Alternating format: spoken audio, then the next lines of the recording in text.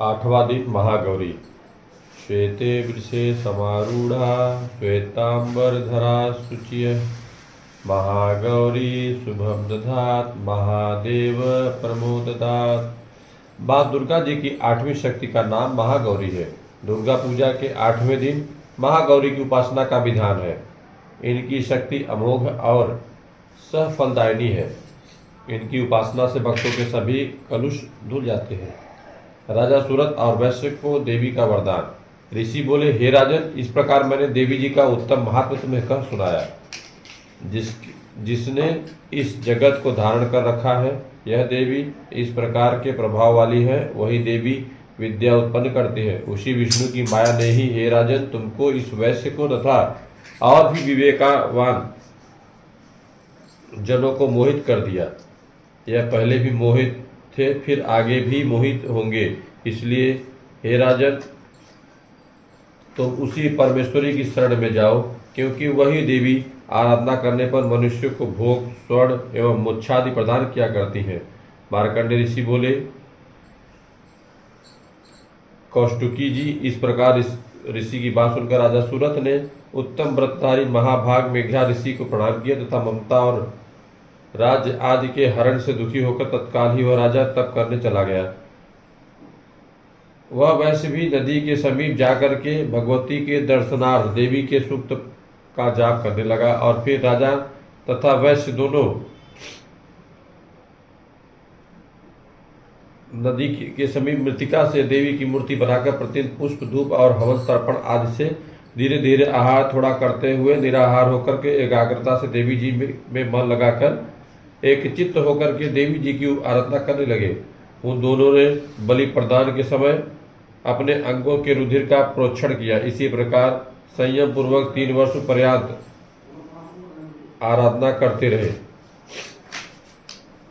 तब तो जगत को धारण करने वाली देवी ने प्रत्यक्ष होकर दर्शन दिया और तब राजा से चंडिका देवी जी बोली, हे राजन कुलनंदन, तुम दोनों जिस अभीष्ट की प्राप्ति के लिए मेरी प्रार्थना करते रहे हो, वह मुझसे मांगो, मैं प्रसन्न हूँ, तुम सब कुछ दूंगी।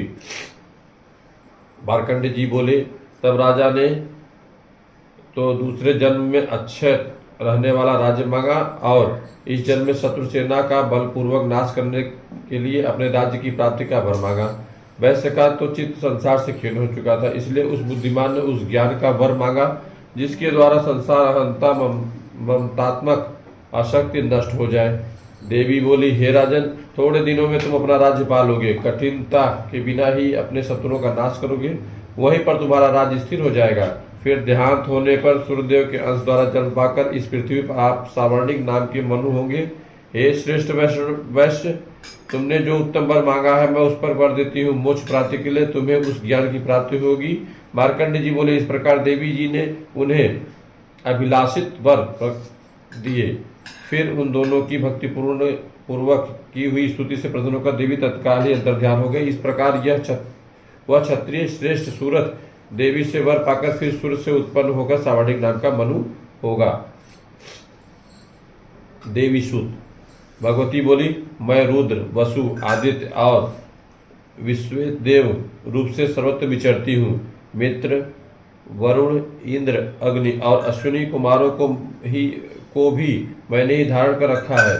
सोम, याग, विश्वकर्मा, सूर्य और ईश्वर नाम के देव मैंने ही धारण कर रखे हैं।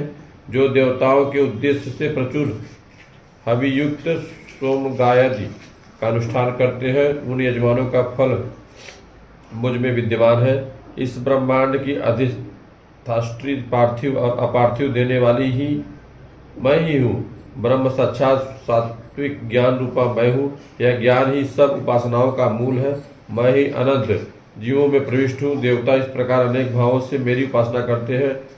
जीव जो अन्नादि खाद्य द्रव्य भक्षण करता है, देखता है, वह प्राण धारण करता है तथा सुनता है, यह सब क्रियाएं मेरे द्वारा ही सिद्ध होती है। जो मुझको इस दृष्टि से नहीं देख सकते वे नाश को प्राप्त होते हैं। हे सौम्य, तुमसे जो तत्व कहे हैं उन्हें श्रद्धा पूर्वक सुनो। मैं यह उपदेश स्वयं दे रही हूँ। देवता और मनुष्यों द्वारा यही सेवित है। मैं जिसे चाहती हूँ उसे उच्च पद प्रदान करती हूँ। ब्रह्म देवता और मनुष्यों द्वारा यही सीमित है।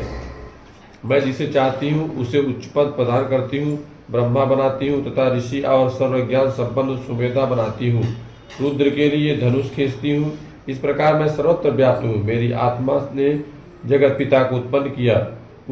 इसके ऊपरी भाग में आनंदमय कोश के अंदर विज्ञानमय कोश में मेरा कारण अवस्थित है।